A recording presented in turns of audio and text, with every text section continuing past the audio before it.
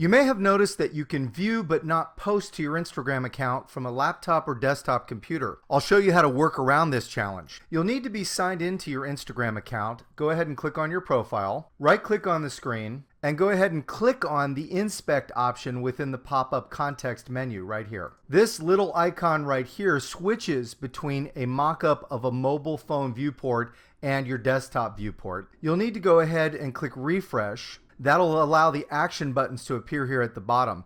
Don't be confused by the odd looking cursor. Go ahead and select this option in the middle, select your content, click open, click next, type your message in here, and click share. And you're done. I hope you've benefited from today's gift. If you found this video useful, please feel free to share it with family, friends, and colleagues. Bye for now.